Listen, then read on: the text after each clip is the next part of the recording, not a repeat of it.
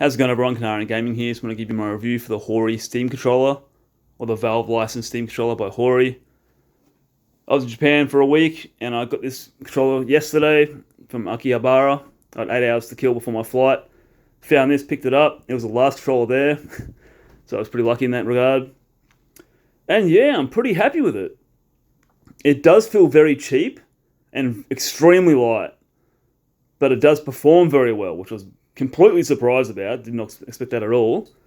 The D-pad is really good. The diagonals are perfect. No issues there. And I love that it's a flat D-pad. There's nothing in the middle, because like when I'm going back and forth, like that can kind of annoy my thumb after a while, but I love that it's flat. That's good. The buttons feel very good. The kind of the weird layout they got, it's a bit odd, but you know, it feels good. Everything performs very well, which I'm very happy about. I love these two front buttons, as I love them on the DualSense Edge.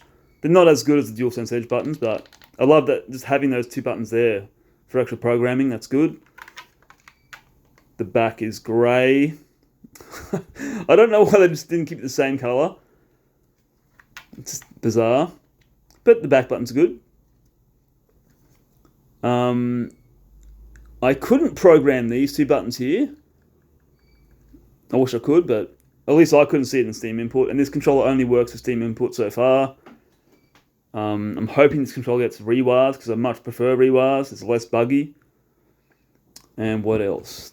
You know, the bumpers feel good. The triggers feel good, but there is a switch for like digital and analog. But the setup for these triggers, like they're so close to being digital anyway. I don't know why they even bothered with analog. And when you put it in analog, it doesn't actually start activating till you've actually pressed it all the way. And then when you press it harder, that's when the analog range kicks in. It's such a weird setup. I don't know who would use this for a racing game. Or at least I definitely wouldn't use it. You would only use this for a shooter. Like, well, you know, games where you don't need analog triggers. So why have that option? But anyway, when you put it in digital, it'll like just work as soon as you hit that. With the analog, you got to hit it and then start pressing it, which is bizarre, as I said before. But yeah, I wouldn't recommend this controller for anyone that doesn't care about gyro. That's its main function. And the gyro does work well. Once I collaborated it, because when I started using the gyro originally, it was like a little bit of gyro drift. Like, what the hell? Then I collaborated it. Then it started to work fine. The thumbsticks are touch sensitive, so you can have the gyro activate only when you touch thumbsticks, which is cool. It doesn't activate with the whole thumbstick though, only the very center.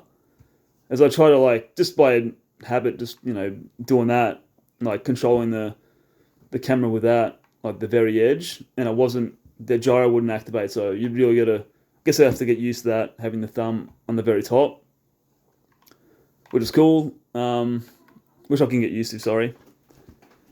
So I would mainly use this controller for like games like Fallout or Borderlands, where it's a shooter, but there's lots of walking around. So I don't want the gyro on all the time.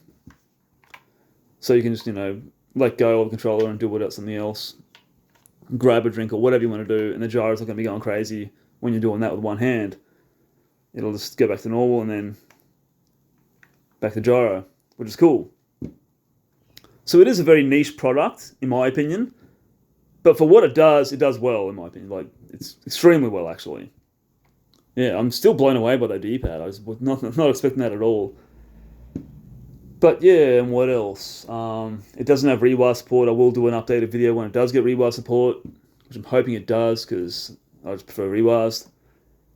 So I find Steam Input to be a little buggy every now and then. And I only use this controller with a wire, which it worked well. My PC's so close to me, and I have a really long cable as well, so I never play with wireless. That's me though. But yeah, I'm very impressed by this controller, actually.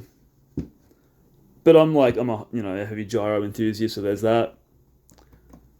And yeah, that's all I gotta say. I'll just be repeating myself if I talk anymore. Anyway, I'm out of here. Keep my gaming on. Catch you later.